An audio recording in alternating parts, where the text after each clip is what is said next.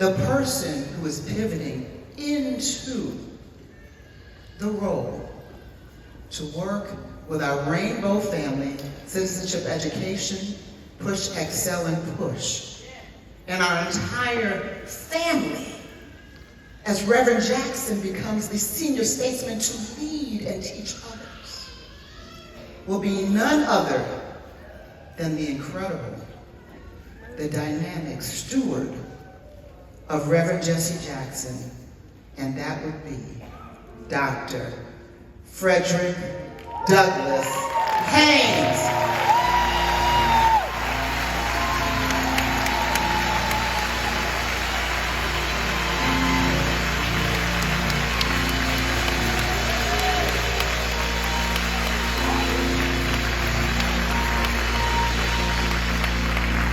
And as we wrap this part of the program up, we know that we have the incredible Congressman, Jonathan Jackson. And I'm bringing up Reverend Meeks to say a few words, our Reverend Meeks, about Jonathan Jackson. Reverend Meeks. Thank you so much, CK.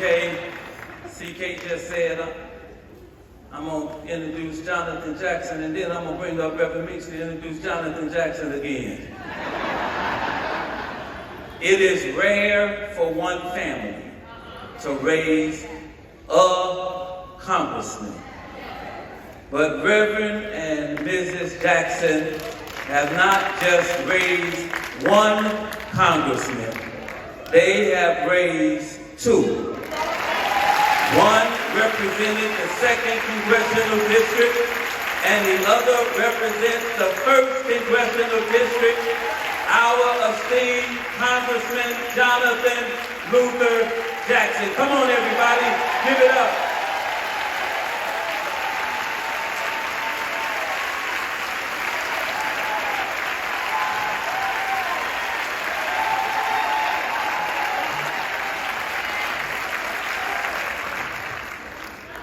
To our apostolic family, we thank you.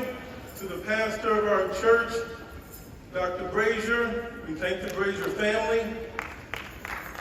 There are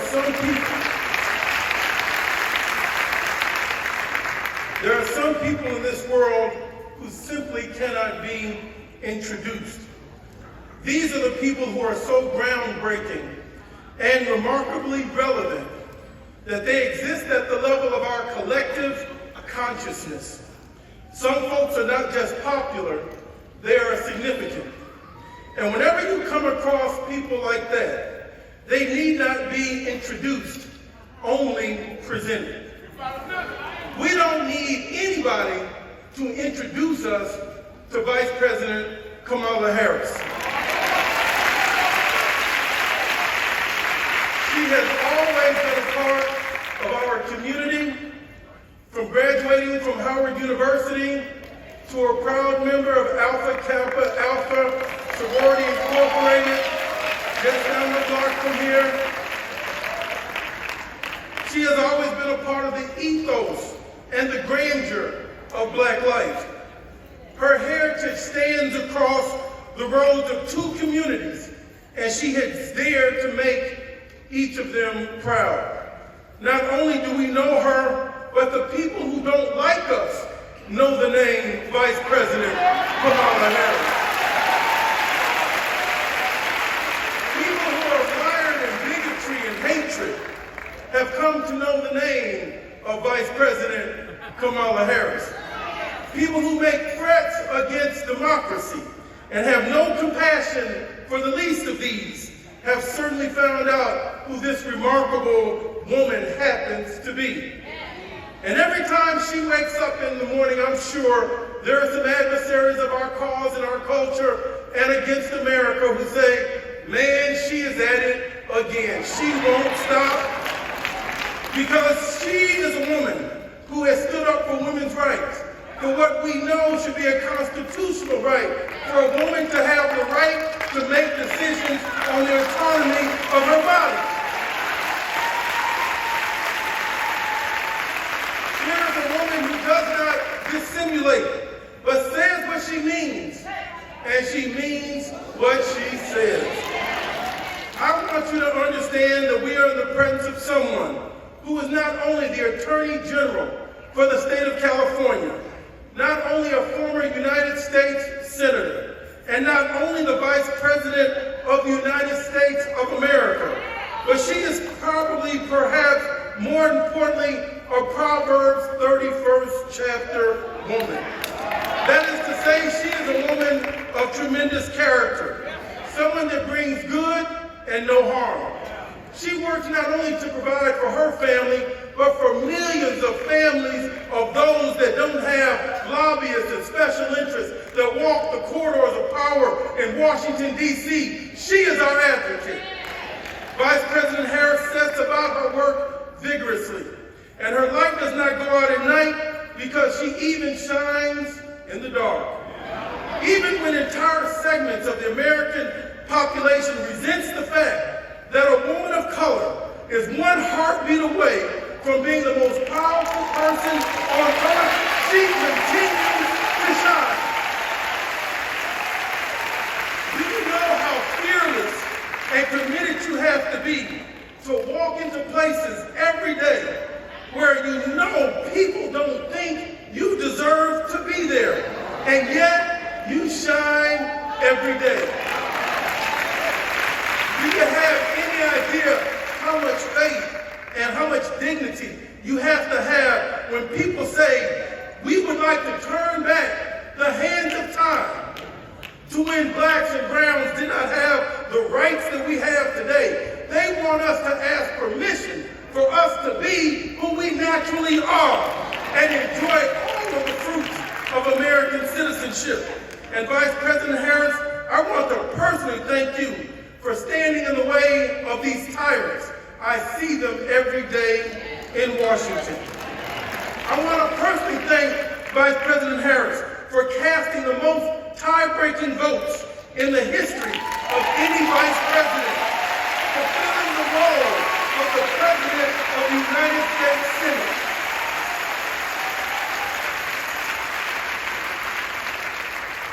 And by the way, that hasn't happened since 1832, 191 years ago.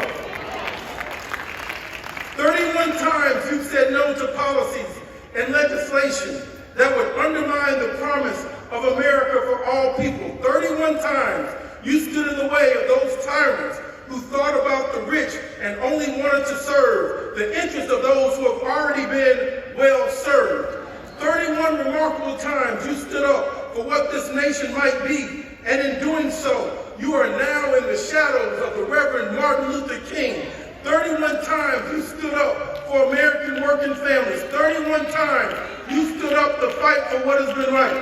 31 times you stood up to say yes to freedom, yes to equality, yes to the dignity of men and women. 31 times you've done it, and I thank you, Vice President Kamala Harris.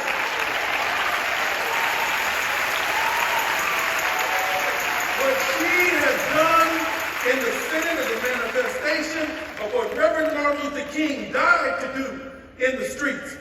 And somebody needs to thank the Vice President of the United States for having stood in the breach and defended our interests. Madam Vice President, with your permission, might I have a point of personal privilege? I just learned that. This week, my father announced his retirement. Now he has pivoted. He can't retire. He's a pastor and he's a freedom fighter. Give the Reverend Jesse Jackson another round of applause.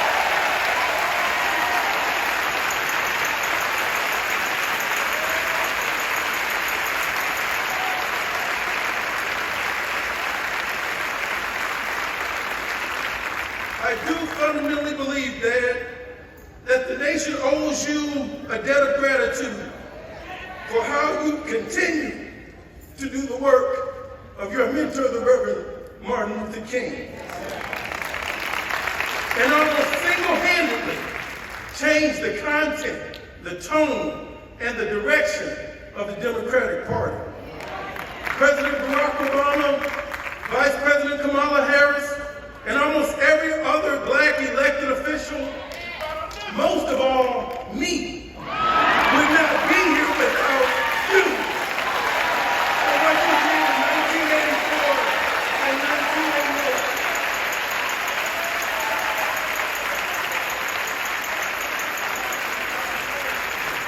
You changed public policy in America, and all you had, all Dad had, was a Bible.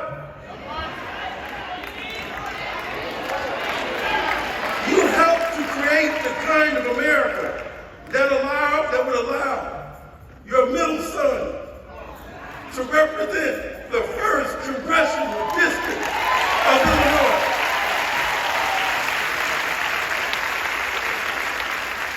I would not be here without you, Mom.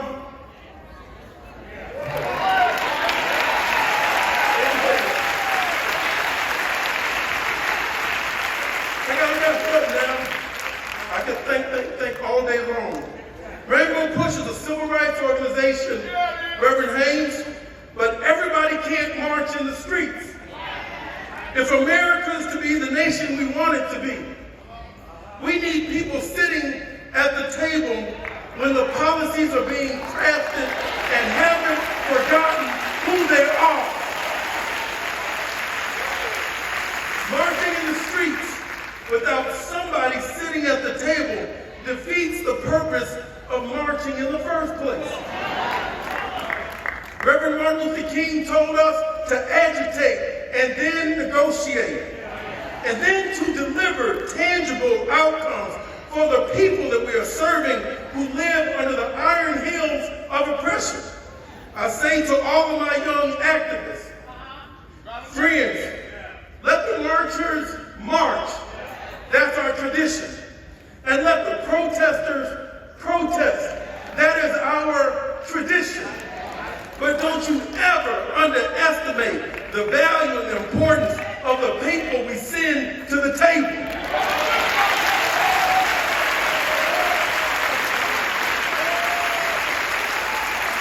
These are the people who deliver on the social and political climate that you have helped to create. And I don't care what anybody says about the Biden-Harris administration. I've seen it up close and personal on your behalf. They have already delivered for the American people. In the last administration, prior to the Biden-Harris administration, we were promising infrastructure bill every week after week after week, and not one shovel went in the ground. The Biden-Harris passed the legislation for infrastructure. That's what they've already done. And let me tell you, work is now plentiful. This administration has passed laws to combat climate change. There are more people working in this country today than has ever been in the history of America. This administration rescued our economy that was mishandled by the previous administration. This administration expanded the benefits and services to veterans in a way that has never, ever been done before. The Biden-Harris administration passed meaningful gun law reform the first time in 30 years. They protected LGBTQ rights. We have to continue to fight. They put the first African-American woman, Ketanji Brown Jackson, on the United States Supreme Court. This administration has delivered. And through the American Rescue Act, this administration has provided support to millions of people who would have otherwise drowned in the sea of economic inequality. On behalf of all of us, Vice President Harris, thank you for being in the room where it happens.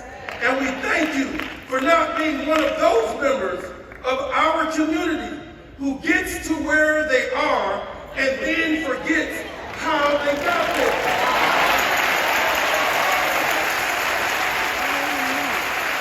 So ladies and gentlemen, I am not here to introduce her. I am merely here to present to you the Vice President of the United States of America. Ladies and gentlemen, please welcome to the podium